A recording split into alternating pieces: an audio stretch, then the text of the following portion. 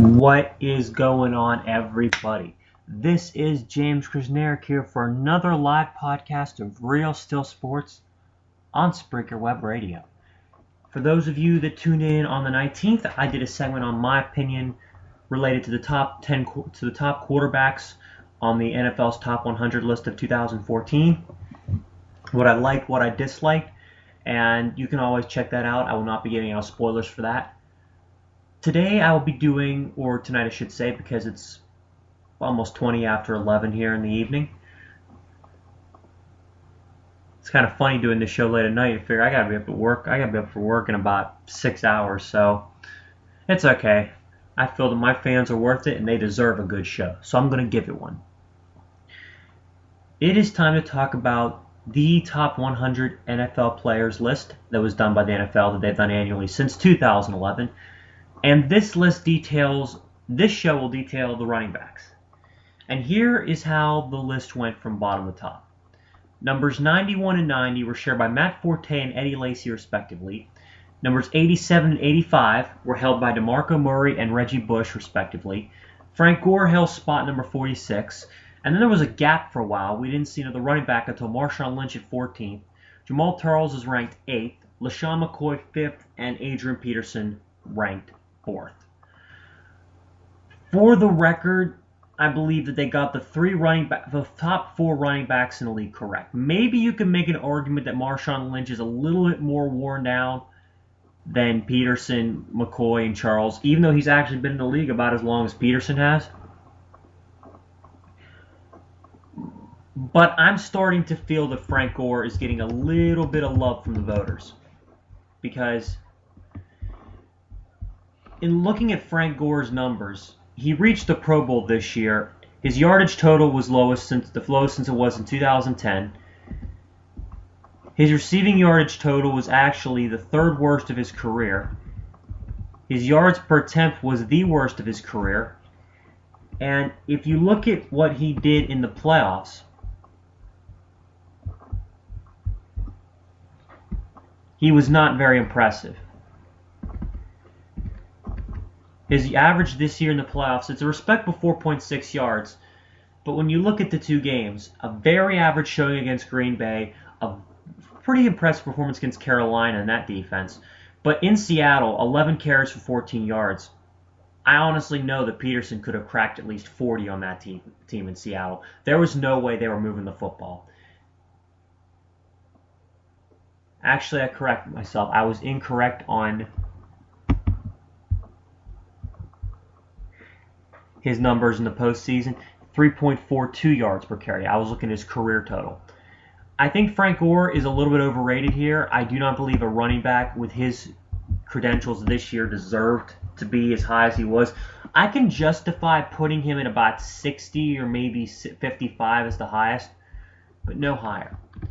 If you look at what other running backs did, running backs that were ranked below him, guys like Reggie Bush, who I wish would have had a better career at the Saints, but yes, he ran for fewer yards, but his all-purpose totals were more impressive. 1,512 yards for Reggie Bush,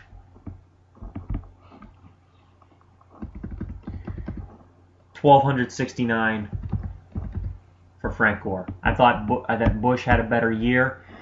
And also you got to keep in mind that the 49ers offensive line really is designed to block for the run. It's not really designed to pass protect.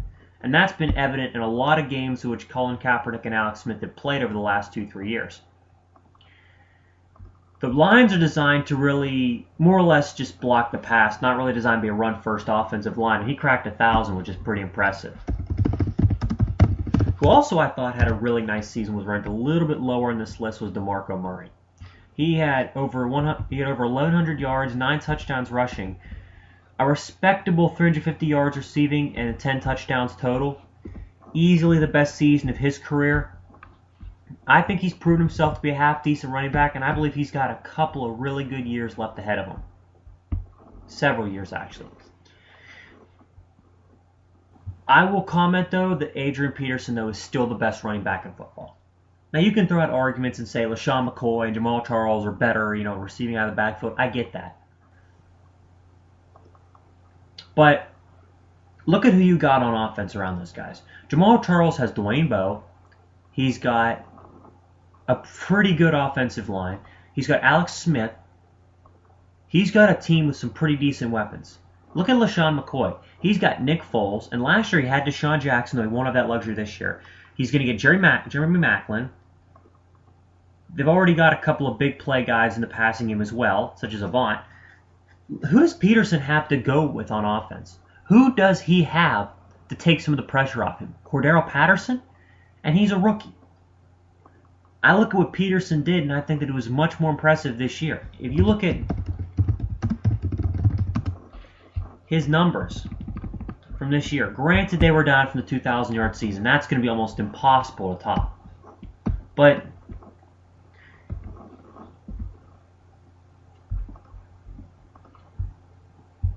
he had the third fewest attempts of his career.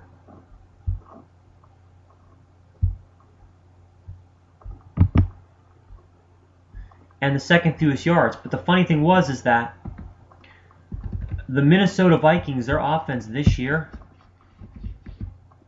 again, not very impressive at all. If you look at what they did, 14th in total in points scored isn't that bad. And their rushing totals are good, obviously, because of Peterson. But through the air, they're not doing a damn thing. They are really, really struggling, and they did struggle, and they will continue to struggle because I know drafting Bridgewater helps, but come on. Castle, Ponder, Freeman was not going to get it done either. Greg Jennings did not have a really great year. He only had 4 touchdowns, 800-plus yards. Jerome Simpson was average. Cordero Patterson, again, he was very good in the return aspect of the game, not so much the wide receiver. Kyle Rudolph was a good tight end, but again, Peterson does so much more with so much less than any other guy on this list. I think maybe you can make an argument to move Marshawn Lynch a few spots down. In comparison to his career, but by the way, breaking news, Marshawn Lynch will be holding out at training camp. I could always do a special on that, but his yards per attempt, 4.2, it's actually tied for the second best of his career. And he actually had more yards and more touchdowns at any point of his career. But when you look at if you look at, in general, the players around him, I think there are guys that did better. I think one guy that has been overlooked ever since he came into the NFL in terms of what he can do is Matt Forte.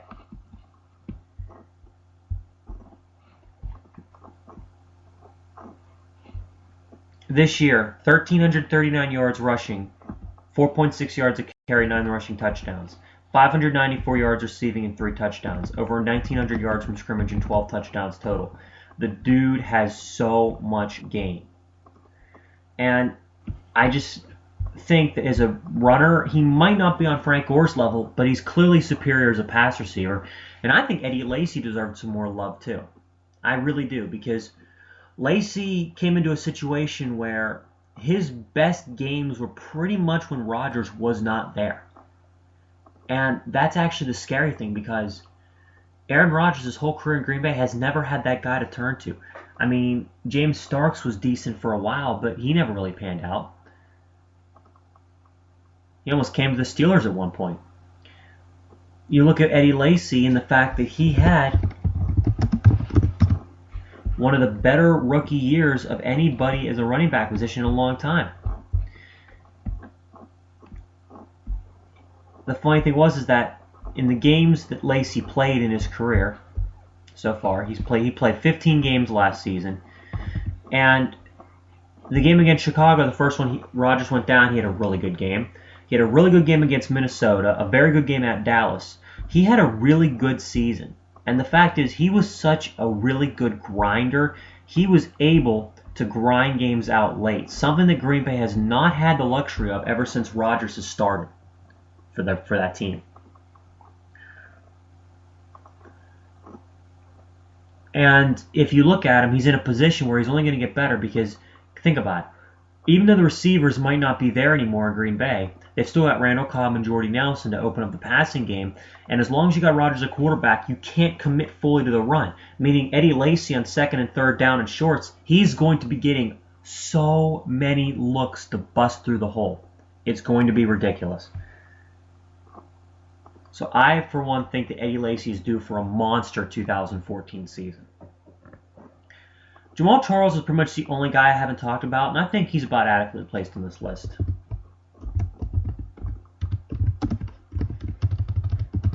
I thought he was richly deserved of his contract extension to make him the second highest paid back. But again, his career, you wouldn't think that he had an ACL injury in 2011 because he's had 2 seasons of over 1,250 yards since he came back from that injury. 5 yards a carry and 1,287 total this year, along with 12 touchdowns. 1,980 yards from scrimmage and 19 total touchdowns. The dude was balling from the start of the year to the end of the year, and he played incredible. And the funny thing was, he still missed a game. If he'd have played all 16 games, he'd have topped 2,000 yards from scrimmage, which is an incredibly impressive accomplishment nowadays. I mean, when you look at 2,000 yards from scrimmage, that's pretty much the equivalent of 1,000 yards back in the early 70s. That's when it really meant something.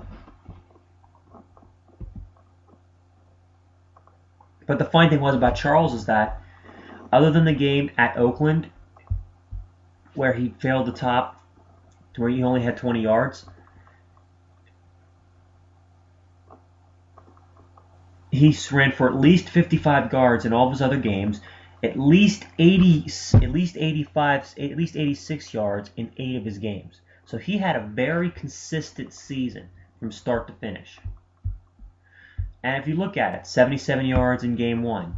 You look at 55 the next week, 92, 65, 108, 78. Those totals don't seem impressive. But when you think about the idea that the Chiefs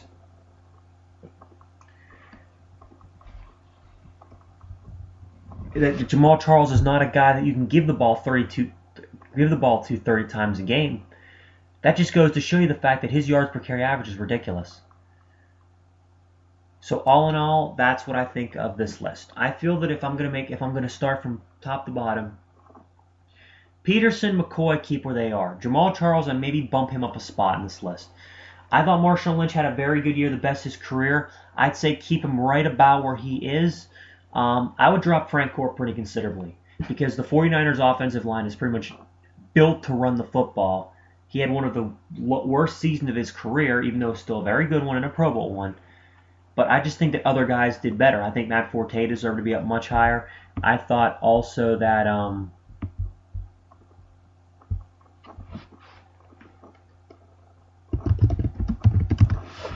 DeMarco Murray had a very good year. But I was analyzing other running backs, in the NFL this year. And I'm surprised of a couple notable omissions from this list. I know his team didn't have a great year, but I think Alfred Morris should have definitely at least been an honorable mention. Ryan Matthews of the Chargers. He had 7 total touchdowns, almost 1,500 yards from scrimmage. Other guys that had really good years.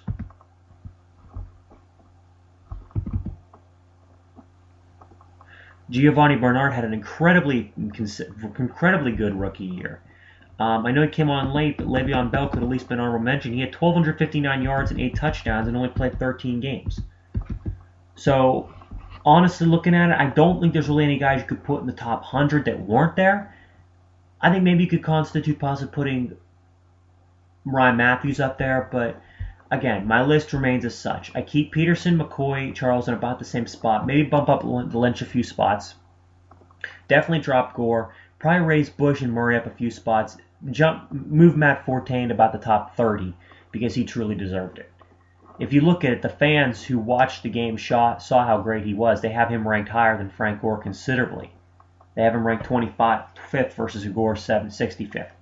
Now, I don't hate Frank Gore. I don't have anything against the guy. I'm just talking about what they did this year and how that constitutes going into next year and also what they can look to build upon.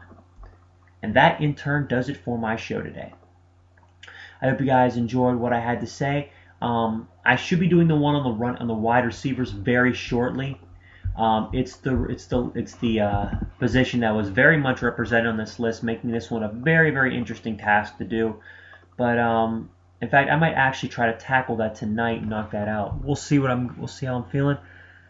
But all in all, be sure to stay tuned. I hope you guys enjoyed it. Take care and have a good one, everybody.